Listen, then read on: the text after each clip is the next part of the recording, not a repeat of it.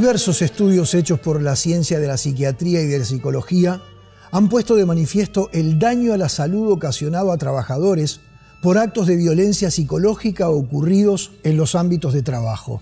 Se trata de un fenómeno cuyos efectos son iguales o peores que los de la violencia física. Este tipo de violencia puede ser ejercida por el empleador, por los jefes del trabajador o por sus propios pares. La dependencia o subordinación a la que está sometido el asalariado lo torna más vulnerable. Soporta situaciones porque necesita conservar su trabajo para poder vivir. Existen campañas televisivas y radiales de prevención y reacción ante el acoso sexual en los ámbitos laborales, pero no sobre el acoso laboral. Y esto es así porque para prevenir o atacar el acoso de contenido sexual hay, en el ordenamiento jurídico uruguayo, normas específicas al respecto. En cambio, no existe ninguna norma jurídica que prevenga y castigue el acoso laboral, que seguramente sea el más frecuente en los ambientes de trabajo. Pero también hay trabajadores acosadores, en grupo o individualmente. Tal vez esta sea la modalidad más difícil de atacar. Cuando esto sucede y la empresa lo tolera, está siendo parte de ese acoso al que se somete al trabajador. Si bien no hay legislación al respecto, tanto los jueces como los estudiosos del derecho laboral están aplicando el criterio que, justamente como el contrato de trabajo obliga al empleador a respetar la dignidad de sus dependientes y a garantizarla, si no hace nada para evitar estas situaciones de acoso entre pares o incluso de subalternos a superiores, termina siendo responsable como coautor del acoso y, por lo tanto, obligado a indemnizar al trabajador dañado. La Inspección General del Trabajo y la Seguridad Social ha hecho recomendaciones en entidades privadas y públicas para que evalúen los factores de riesgo psicosocial por haber notado precisamente ambientes hostiles y de mal relacionamiento en determinados ámbitos laborales. Porque la relación entre las personas que comparten buena parte del día entre sí en un lugar de trabajo es demasiado trascendente en la salud psíquica, y porque es real que vivimos en la cultura de la broma pesada, con el petizo, con el pelado, con el gordo o con aquellos que por razones difíciles de determinar no caen en gracia de sus compañeros, es que hoy en Tripaliare hablaremos de la hostilidad en las relaciones interpersonales en los ámbitos laborales.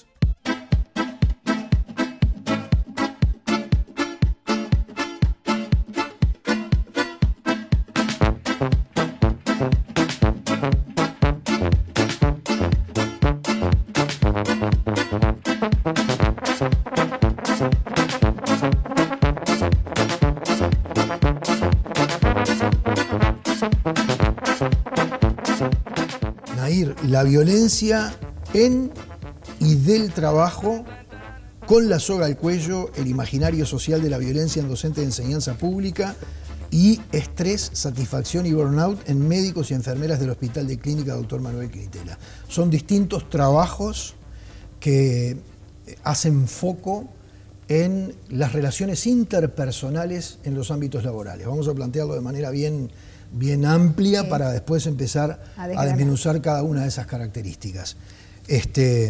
¿Cuáles son las primeras consideraciones que podés hacer precisamente sobre las relaciones interpersonales cuando además, según estos trabajos, se tornan complicadas?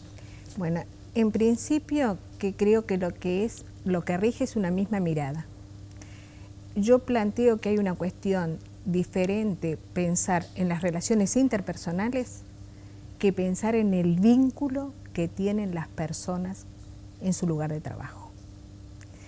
Pensar en las relaciones interpersonales me lleva a mi viejo Freud, que él planteaba el aparato intrapsíquico que existe, hasta demostración de lo contrario, pero que aún a sabiendas que él decía que toda psicología era una psicología social, siempre se pensó del sujeto hacia adentro, sabiendo que no se podía formar sin los otros.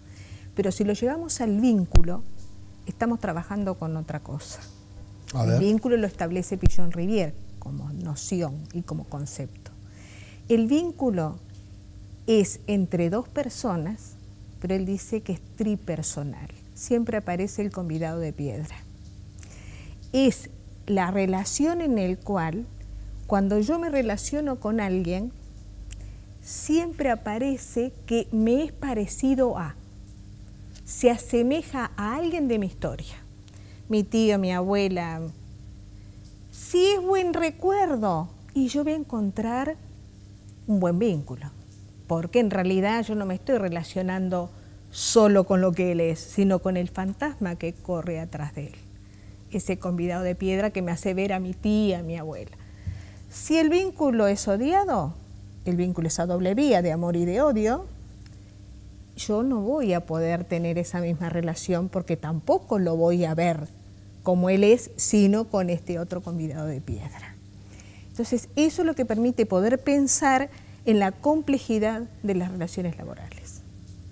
Porque en realidad se juegan las dos vías en el vínculo, de amor y de odio.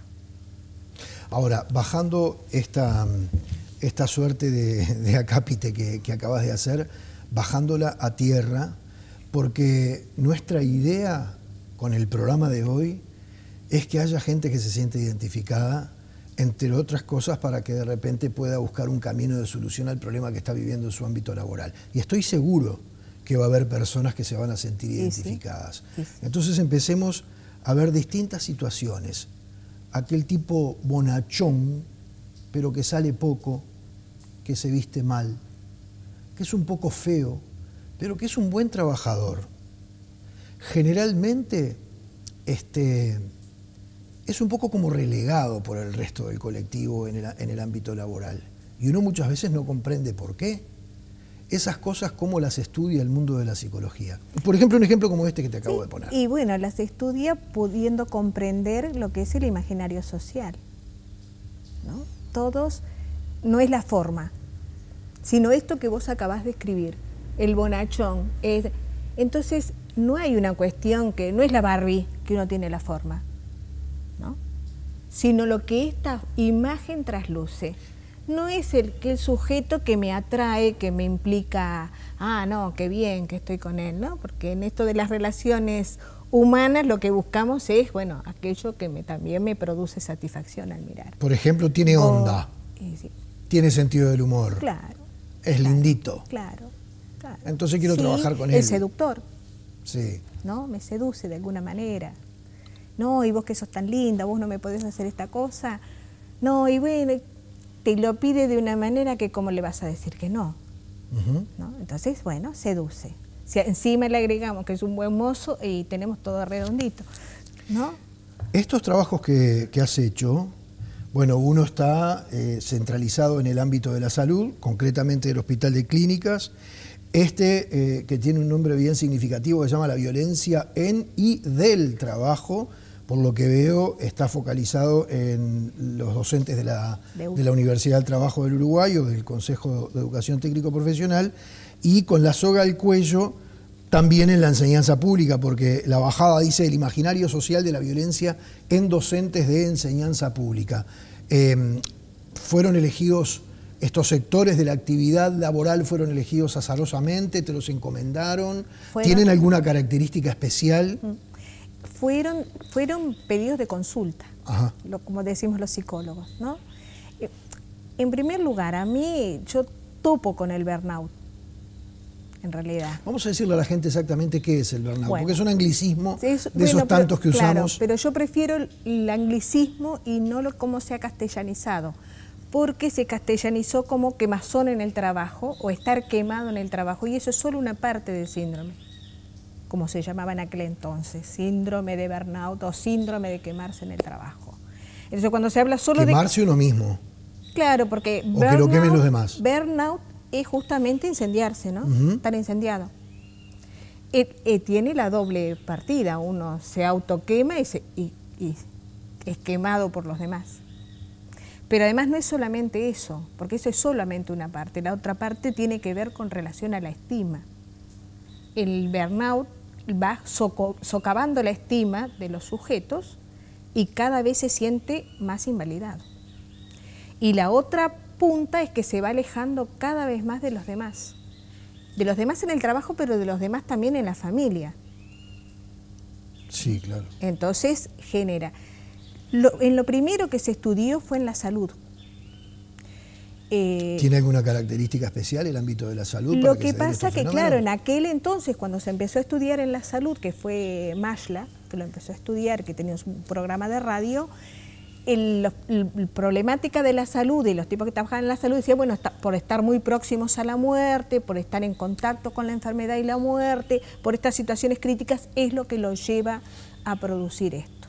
Nosotros veníamos atrasadísimos con estos temas por la dictadura. Estos temas no entraban ni a ser investigados ni a ser pensados. Entonces nosotros veníamos con una lentitud a pensar esos temas, ¿verdad? El estrés laboral, el burnout, la satisfacción no se pensaba. Va en paralelo porque todo trabajo tiene su parte de satisfacción. Si uno no lo hace, no va a ser un trabajo que solo le implique sufrimiento. Tiene su cuota de sufrimiento y también su cuota de satisfacción. ¿Y cuáles pueden ser los factores que impliquen sufrimiento al trabajador? Son múltiples, distintos, supongo que tienen múltiples, porque, a ver, distinta raíz. Todo trabajo, por más que uno esté haciendo, a ver, yo tuve una ventaja en mi vida de trabajar en lo que me gustó. Sin embargo, no puedo decir que estuve exenta de sufrimiento. Ah, quería que dijeras eso, porque hay un dicho popular que dice, el que sabe, sabe. Y el que no sabe es jefe. Y lo que se ve muchas veces en ámbitos en los que trabajan profesionales es que están dirigidos o comandados por alguien que sabe mucho menos que él y por lo tanto toma decisiones equivocadas. Y el profesional siente la impotencia de tener que acatar una decisión de su superior que profesionalmente fue equivocada. ¿Eso se observa, se ve, lo has visto? Depende de la formación del profesional. Yo soy una vieja profesional. Yo me formé en la vieja universidad antes de la dictadura.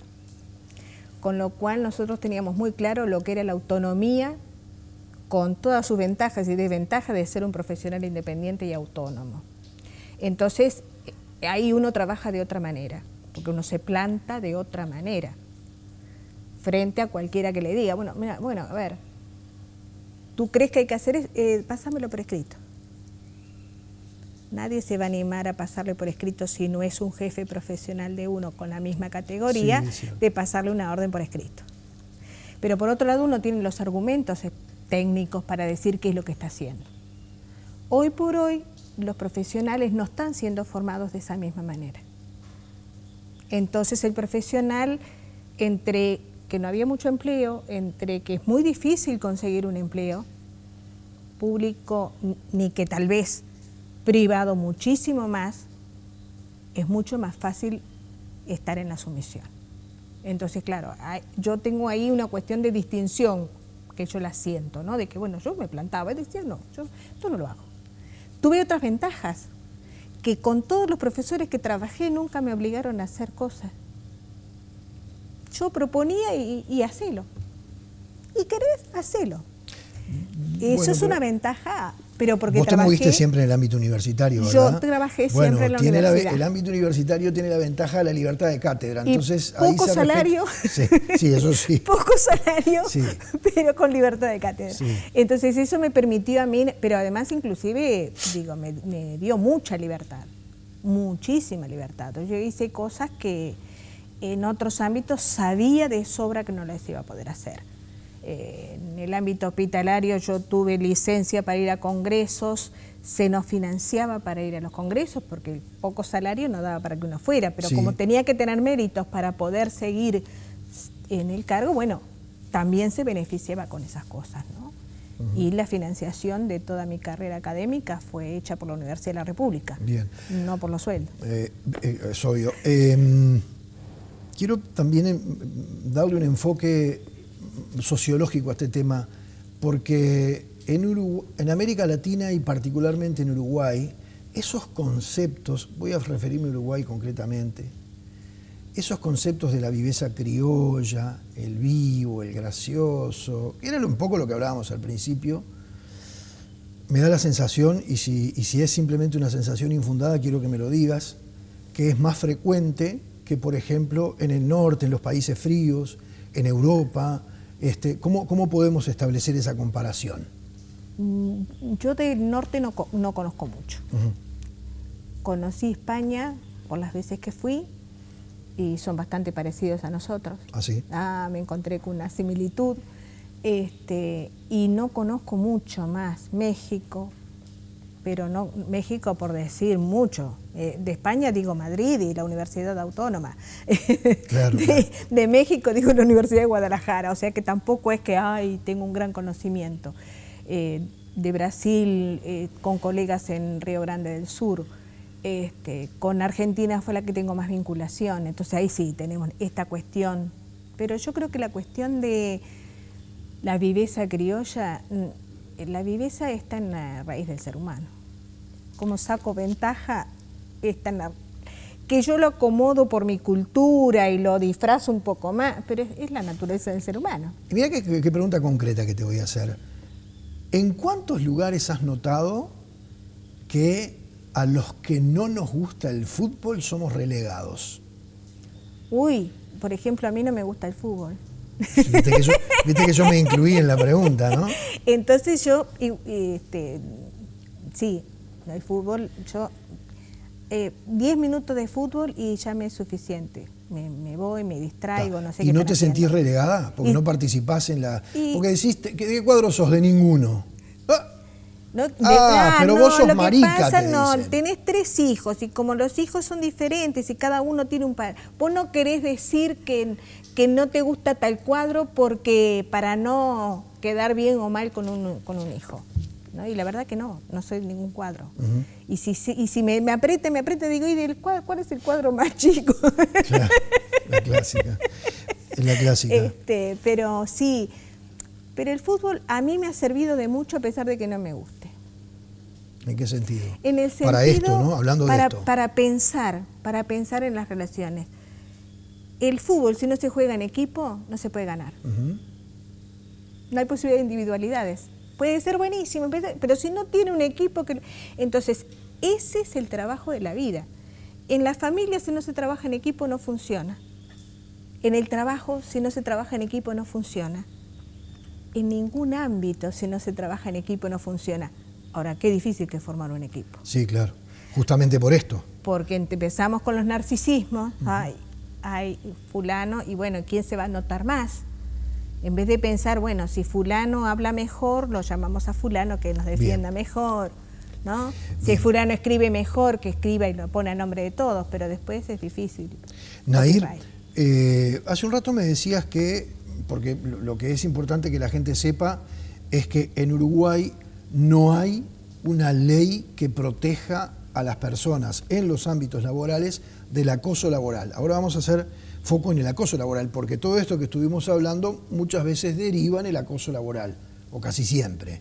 No hay una ley. Sí hay una ley que regula y protege a las víctimas del acoso sexual, que muchas veces puede derivar en acoso laboral, pero sin embargo no hay una ley que regule y que proteja a las personas víctimas del acoso laboral, aunque sí, y es importante que la gente lo sepa, los jueces están fallando, cuando por supuesto hay forma de probar el acoso, están sancionando empresas, están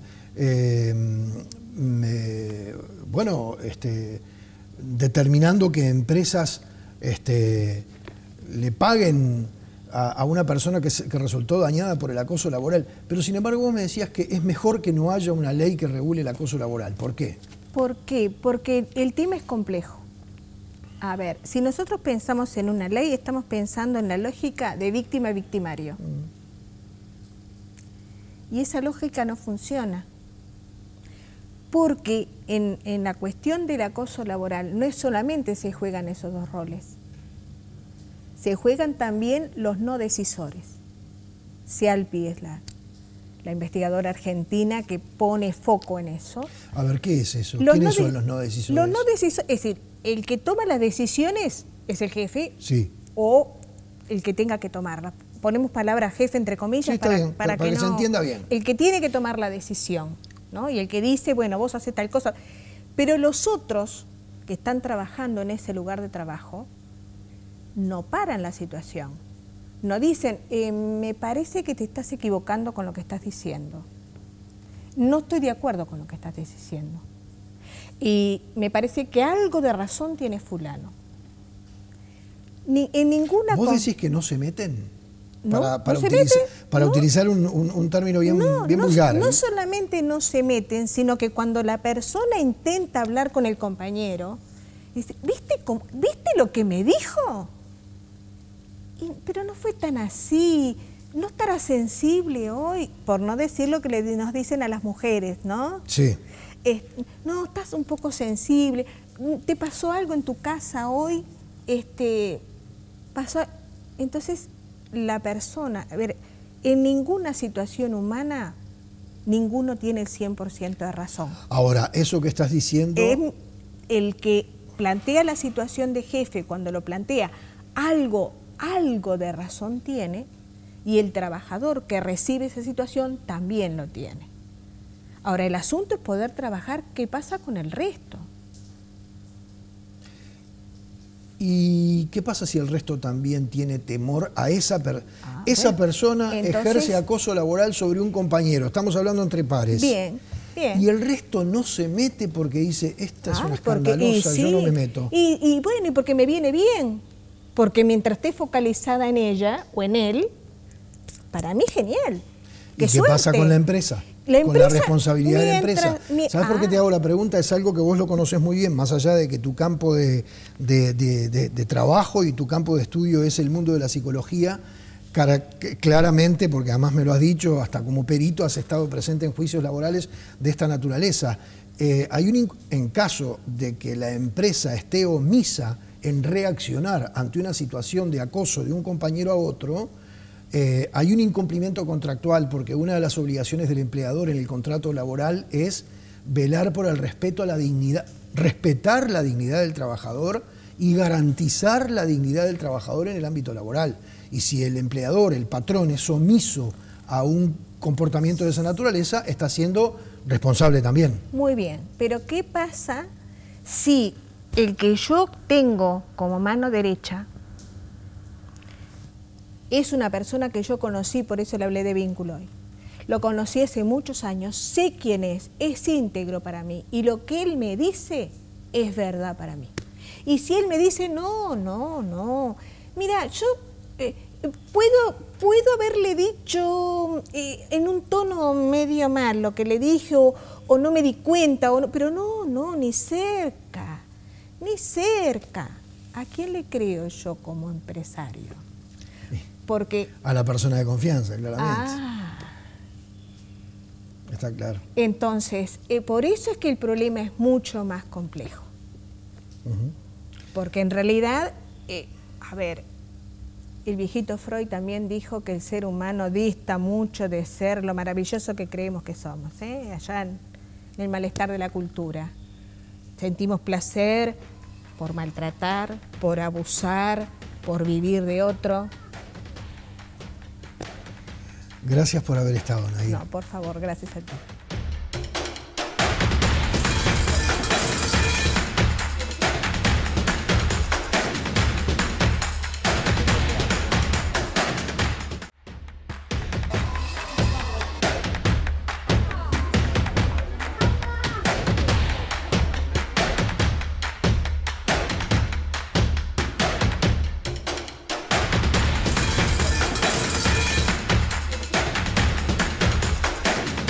Doctora, ¿por qué hay una ley de acoso sexual y no una de acoso laboral? Que seguramente ahora, cuando avancemos en el diálogo, veremos si en algún punto se tocan o no se tocan, pero eso lo dejamos para adelante. ¿Por qué no hay una ley de acoso laboral? No hay una ley de acoso laboral porque no se ha conseguido todavía el consenso a nivel político para lograr la aprobación. Hay varios proyectos. Incluso este año, a principio de año, el CONASAT, el Consejo Nacional de Seguridad y Salud en el Trabajo, tomó uno de los proyectos que había y le introdujo modificaciones porque entendía que faltaba la visión desde ese punto de vista. Y sé que lo mandaron al Parlamento con esas enmiendas para que se evaluaran. O sea, intención hay varios proyectos, no se ponen de acuerdo, tal vez porque sea un tema difícil de abordar. ¿Se subestima el fenómeno como tal? Es decir, hay quien dice, no, eso no es así. Lo que pasa es que hay mucha confusión. Le voy a contestar primero por qué sí hay una ley de acoso sexual. Está bien. Y hay una ley de acoso sexual porque hubo muchas mujeres trabajando atrás de la ley de acoso sexual. En el propio ministerio, a través de la Comisión de Igualdad de Oportunidades, se trabajó muchísimo el tema y producto de eso fue, o sea, no es ajeno al movimiento de mujeres que haya una ley de acoso sexual. El acoso laboral tiene otras connotaciones, no es específicamente un tema de género y tampoco tiene connotaciones sexuales, y hay mucha confusión de qué se entiende por acoso moral. Entonces, y eso lo demuestra, por ejemplo, la cantidad de denuncias que hay en el ministerio que se desestiman ya de entrada, porque se denuncian como acoso moral situaciones que no lo son. ¿Por ejemplo? Por ejemplo, el ejercicio del poder disciplinario del empleador. Cuando un empleador aplica el poder disciplinario y sanciona porque se comete alguna irregularidad, algún error en el trabajo, eso es un derecho que tiene el empleador, es legítimo si se actúa en forma objetiva, razonable, sin discriminación. Es algo absolutamente ilícito y no encuadra dentro del concepto de acoso moral. Sin embargo, muchos trabajadores, cuando son sancionados, lo primero que hacen es hacer una denuncia por acoso moral, porque entienden que cualquier cosa encuadra dentro del acoso moral, y esto no es así. El Ministerio en esto tiene una larga jurisprudencia administrativa que coincide con la jurisprudencia judicial que se da en la materia, y para que haya acoso moral tiene que ser, se le dice que el acoso moral es la violencia en pequeñas dosis. Es esas actitudes hostiles, de maltrato, de humillación, que se da contra una persona o un grupo, o sea, generalmente hay una víctima, pero ese acoso lo genera una persona que puede tener o no relación de superioridad jerárquica, digamos, o puede ser un grupo de trabajadores, porque también es muy común agarrar de objetivo a alguien del grupo y a ese le dan, ¿no? Vamos a utilizar un término popular, agarrarlo de punto. Agarrarlo de punto. Y eso es muy fácil, porque lamentablemente se da mucho la complicidad del resto. Porque el resto, siempre hay un líder en esto. Hay alguien que tiene una conducta sociópata, que es el que ejerce, el que lleva la batuta. Y hay gente que acompaña. El que acompaña generalmente lo hace por miedo también, porque en la medida que agarremos de punto a aquel, no me agarran de punto a mí. Entonces, acompaña para desviar la atención de su persona. Pero el hecho es que es muy común en los grupos laborales y no laborales que haya una víctima y haya victimarios, aunque muchos no son conscientes de que son victimarios, ¿verdad? Ahora, se habla, frente a situaciones de este tipo, de la empresa omisa. Porque, ¿qué pasa? Sí. Es decir, el contrato laboral, entre otras cosas, obliga al empleador a respetar y a proteger la dignidad del trabajador. Exactamente, porque es un riesgo psicosocial. O sea, la empresa, por el hecho de contratar personal, asume una obligación fundamental, que es que esa gente trabaje en un ambiente saludable y seguro.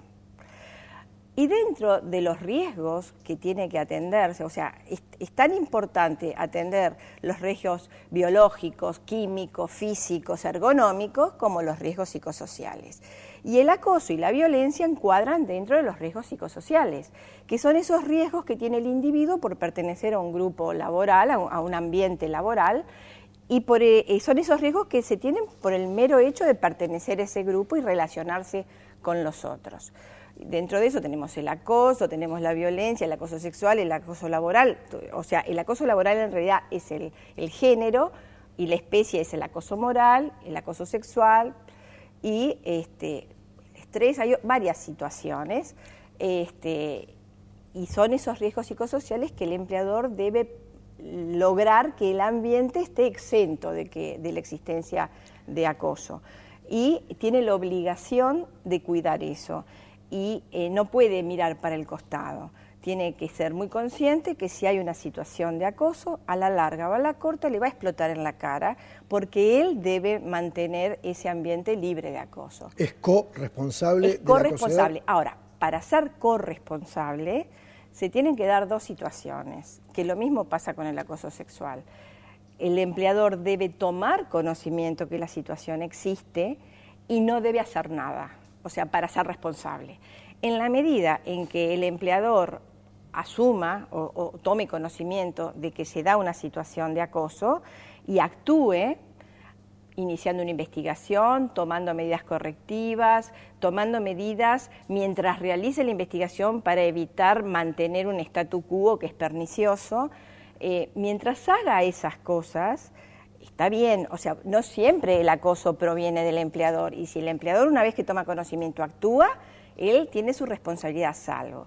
Por eso muchas veces en los expedientes del Ministerio donde se denuncian situaciones de acoso, no terminan con sanciones económicas, porque muchas veces se demuestra que el empleador ha tomado recaudos, ha intervenido, o incluso cuando no se puede probar el acoso, el Ministerio siempre termina esos expedientes con una resolución donde en vez de poner una sanción económica, que es lo que habitualmente hace, impone la obligación de dictar un protocolo, de hacer cursos para los mandos medios o para el grupo de acosadores, o sea, de tomar medidas para intervenir en la situación y evitar que esas situaciones se mantengan en el tiempo. A nivel de la administración pública, si bien decíamos al principio, ni a nivel de la administración pública ni a nivel privado existe una ley que regule el acoso laboral como género, tengo entendido que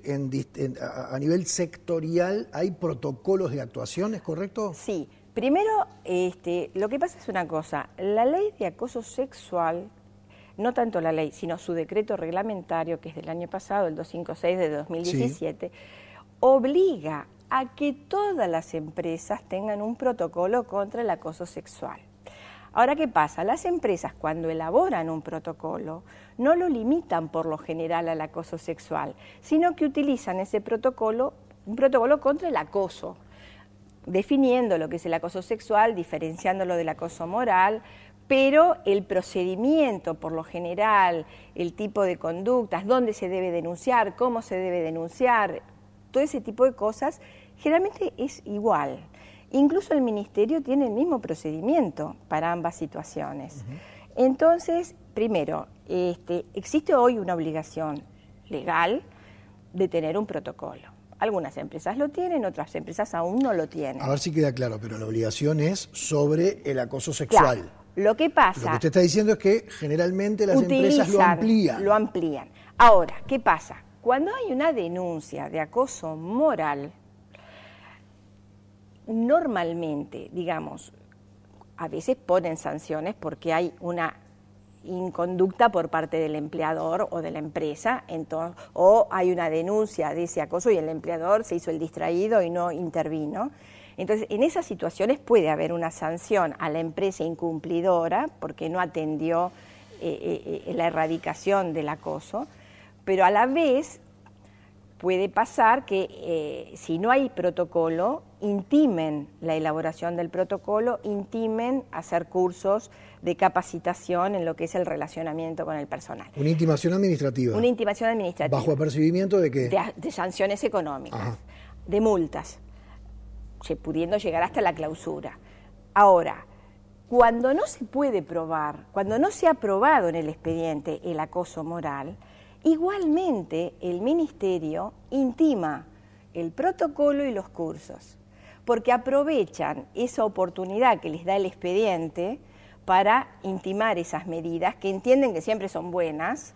Entonces, aún sin ley, utilizan por analogía la ley de acoso sexual e intiman el protocolo, intiman los cursos, aún sin haberse probado el acoso, porque lo que se hace, digamos, es promover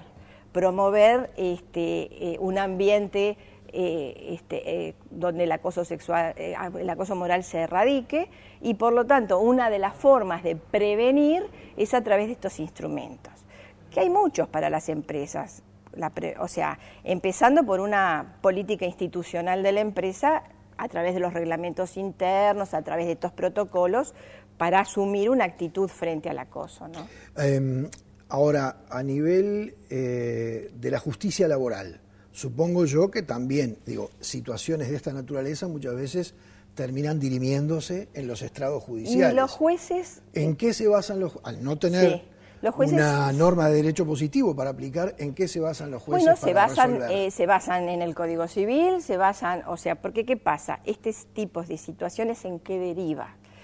Cuando una persona es acosada, termina reclamando despido indirecto, termina reclamando daño moral, y allí, igual que cuando se reclama el daño moral por un accidente en el que no se cumplieron con las normas de seguridad o un despido abusivo, bueno, se fundamenta ese reclamo en las normas del Código Civil y acá pasa exactamente lo mismo.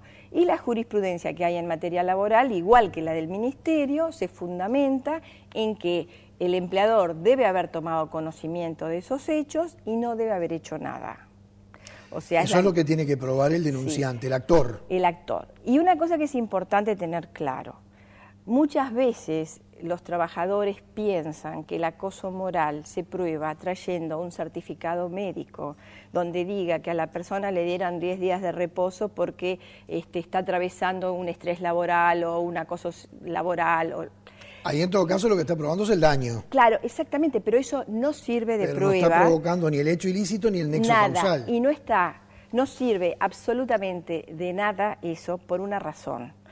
Porque eso lo que manifiesta es la vivencia del trabajador. O sea, ante una situación de acoso o no, esa persona siente que está acosada y va y se siente ansiosa, se siente agobiada, se siente con estrés, se siente de determinada manera y va y le transmite al profesional médico o psicólogo esa situación. Y la persona documenta, sin ir a la empresa, sin investigar cuál es el ambiente de trabajo, sin investigar en situ qué es lo que está sucediendo, lo ve, la persona le transmite eso y le da una receta para que, una prescripción para que haga reposo. Eso no prueba nada. El trabajador, cuando hace una denuncia, ya sea judicial o administrativa, de acoso moral, lo que debe probar son los hechos objetivos que generan el acoso.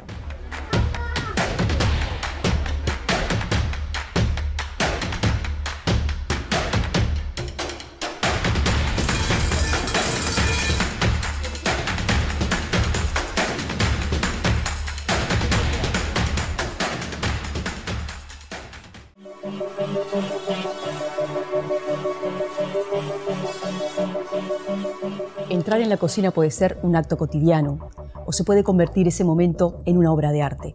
Colgarse el delantal, tomar los ingredientes y crear un nuevo sabor, un nuevo placer. Estos cocineros aman lo que hacen. Fueron muchísimas madrugadas porque empecé trabajando en la noche como panadero. Y en realidad te cambia todo el día, te cambia toda la estructura, ¿no? Porque mientras los demás duermen, te toca trabajar. Y a las 6 de la mañana, 6:30, ya teníamos que empezar a sacar las primeras tandas de pan y bizcocho. En realidad me fue interesando el tema. Empecé como ayudante en confitería. Ahí fui como viendo que podía yo también avanzar. Tuve gente que me enseñaba y aproveché distintos cursos que se daban como en el Centro Industrial de Panaderos y ahí me fui perfeccionando. Como que me apasioné y se me despertó algo como de investigar y me fue llevando hasta el día de hoy, ¿no? Que sigo con lo mismo, tratando al día a día agregarle algo diferente. Hay algo de creación, las recetas por lo general están hechas, siempre hay algo nuevo, hay tendencias que las marcan grandes confiteros y después uno las va adaptando, pero en realidad el secreto es en el día a día, en acertarle y errarle, y ahí es como que uno va perfeccionándose. Madame Mallory dice que con un solo bocado sabe si el chef tiene potencial para llegar alto. Madame, me gustaría prepararle una tortilla.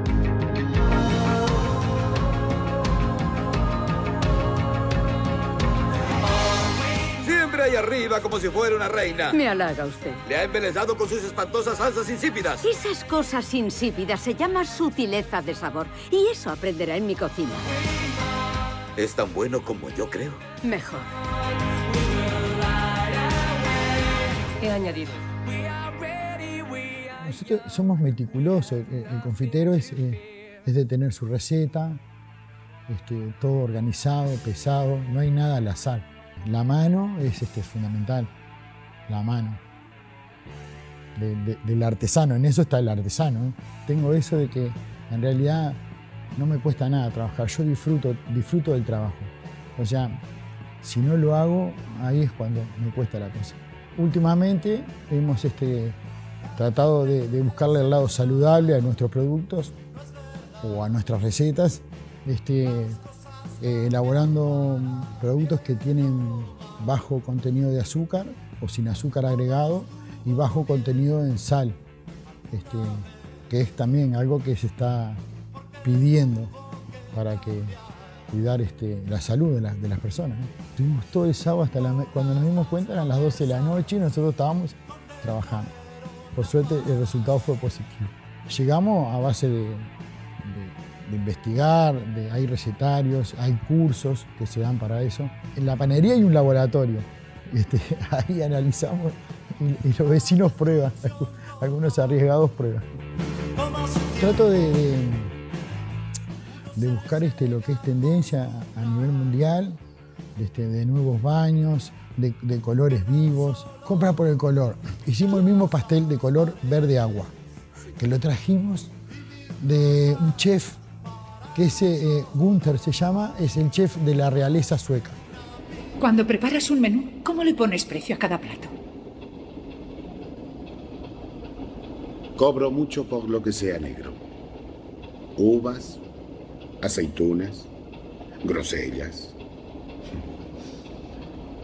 A mucha gente le gusta acordarse de la muerte. Consumir eso es como comerse a la muerte. Como si dijeran, muerte, ahora te como yo. Las trufas negras son lo más caro y el caviar. Muerte y nacimiento. El final y el principio. ¿No le parece apropiado que los productos negros sean los más caros?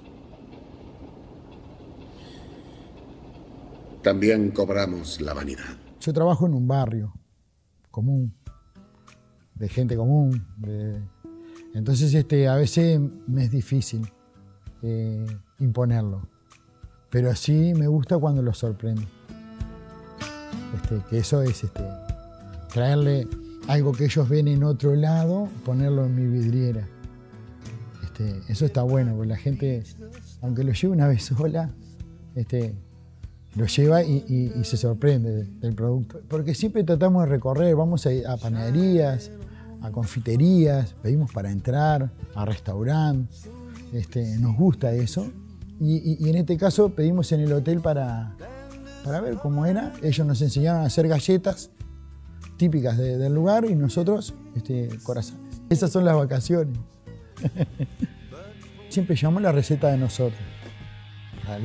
La receta de acá, del lugar, que difícilmente se repitan en otro lado, casi no se repite en ningún lado. Entonces compartimos, mostramos y pedimos que compartan y que nos muestren. Lo que más me gusta es, creo que cuando me dicen que está bien, creo que ahí eso es lo que más me gusta, eso me encanta. El acoso es algo que no es lo mismo que el acoso sexual. El acoso sexual es muy común que se dé entre bambalinas, que no haya testigos. Claro. En cambio, en el acoso moral es diferente. El acoso moral es muy público, porque parte de la humillación, del destrato, es público. O sea, generalmente se hace delante de otras personas. Entonces, no es tan difícil probar el acoso moral, si existe. Pero en los grupos humanos, imagínese una situación de acoso moral horizontal, sí, ¿verdad? Entre trabajadores muy que son común, pares, que es bastante común. Sí.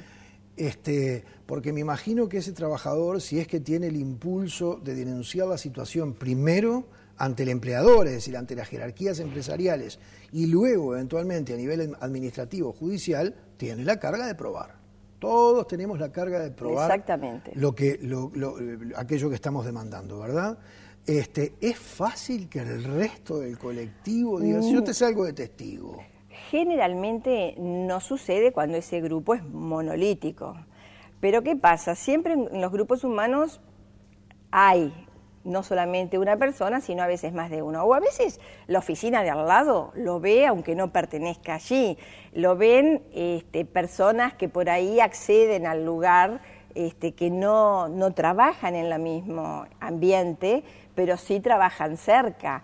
A veces la gente se olvida de las cosas que ponen los mensajes. Difícilmente que no exista un mensaje de texto, un WhatsApp, un mail, donde intervenga algún hecho que haga a la cosa. Y eso es una prueba. Y es prueba, todo es prueba. Muchísimo. Acosos sexuales se han probado con mensajes de texto. Lo primero que uno ve en la denuncia es la foto de la pantalla del celular con el mensajecito y ahí dice de quién proviene, a quién se dirige y el contexto. Y lo mismo pasa con el acoso moral, o sea que nosotros nos olvidamos de los mensajes que mandamos, de los mails que mandamos, de los WhatsApp que mandamos, de los audios, y todo eso queda documentado. Y pónganle la firma de que todo eso va a aparecer en el expediente judicial o administrativo que se está haciendo una denuncia de acoso. Y los jueces son contestes siempre, y estamos de acuerdo con lo de la prueba, ¿no? Es básico. Habiendo prueba. Ahí está. Habiendo pruebas, son contestes a acoger pretensiones que plantean los denunciantes que se sienten acosados moralmente. Son contestes. Lo que pasa es que volvemos al no haber una ley que nos delimite cuál es el concepto de acoso, pasa que muchas veces se denuncian situaciones que no son acoso.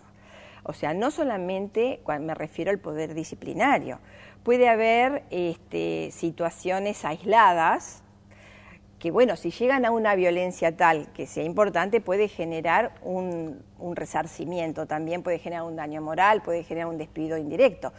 Pero a veces se denuncian situaciones que no son acosos, y dentro de eso tenemos muchas situaciones de violencia aislada. Eso no es acoso. ¿Que no pueda ser perseguible, que no pueda ser resarcible? Sí, por supuesto que sí. Pero también es más difícil, al ser un acto puntual, aislado, y hay que probar eso aisladamente. Entonces, no es tan fácil conseguir la prueba, o la misma situación. Pasa que con el tiempo la persona va perdiendo interés. Claro. Inclusive en el Ministerio es muy común que se hagan denuncias de acoso moral en el momento álgido de la situación, y cuando pasaron 2 meses y se le impide a la persona que amplíe su denuncia, porque por ahí es una denuncia muy escueta, sin hechos concretos. Se le fue el enojo. Se le fue el enojo y ni siquiera contesta. Entonces el Ministerio allí lo que hace es archivar sin perjuicio, pero de las denuncias que se presentan en el Ministerio, más de la mitad se archivan casi sin procesar. Ahora, tanto a nivel administrativo como a nivel judicial, en el ámbito del derecho laboral estamos hablando, por supuesto, ¿desde cuándo empezó a prestársele atención a esto? ¿Cuándo empezó a tomarse en consideración este fenómeno que, me imagino, décadas atrás, sí, era como algo fue una cosa sin importancia? Muy paulatina, muy paulatina. Temas muy puntuales. Yo recuerdo así como uno de los primeros casos, no tanto de acoso moral, pero sí de violación al derecho a la intimidad, aquel caso no quiero decir la empresa, pero digo, de una empresa de seguridad, en las que hacían revisaciones porque decían que la gente se llevaba dinero, era gente que contaba dinero, y en un día de esos días locos, hicieron hicieron procedimientos absolutamente fuera de lo normal, haciendo tactos anales, tactos vaginales, con una serie de personas que, bueno, se les fue de las manos la situación, terminó con una multa que yo pienso que fue antes del año 2000 o por ahí, y terminó con una multa que en ese momento fueron como $5.000, que era mucho dinero en ese momento, y fue un caso muy, muy sonado. Pero de a poco fue una cosa incipiente que se dio en forma paralela a los casos de represión sindical también, que empezaron de a poquito, 1, 2 en el año, después al año siguiente fueron 10 y así. Yo diría que por supuesto que fue creciendo en los últimos años, del 2008 para adelante, diría yo.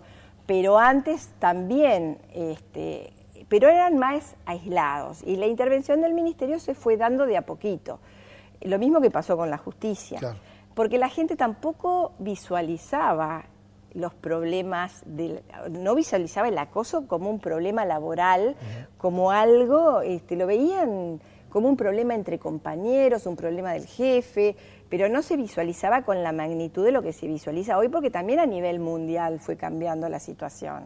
Claro. Hoy en día nadie permite determinadas situaciones, o sea, la sensibilidad, el umbral, digamos, empieza mucho antes que... Las empresas son conscientes de que se tienen que cuidar de ese aspecto, es decir, en el escenario, otra vez vuelvo a lo mismo, porque usted acaba de decir que es la mayoría de los casos del acoso horizontal. Sí. Las empresas son conscientes de que tienen que estar atentos a esas situaciones, porque si no terminan siendo también responsables. Empiezan a ser conscientes porque más que nada de la mano de la ley de acoso sexual. Está claro. Pero ¿qué pasa? Como el procedimiento que utiliza el Ministerio es el mismo, como se aplica por analogía muchas de las normas de acoso sexual en la situación de acoso moral, y hay mucha denuncia, aunque no es todo acoso, y como el Ministerio en esas situaciones generalmente intima protocolos, hace investigaciones, o sea, hay una movida, hay como un contagio, digamos, y hay muchas empresas que han sido intimadas a tener protocolos y a dar cursos a su personal. Entonces esto se está volviendo común, o sea, un tema corriente, digamos, entre las empresas. Doctora, gracias por haber estado con nosotros. Bueno, por favor, muchas gracias a ustedes por invitarme.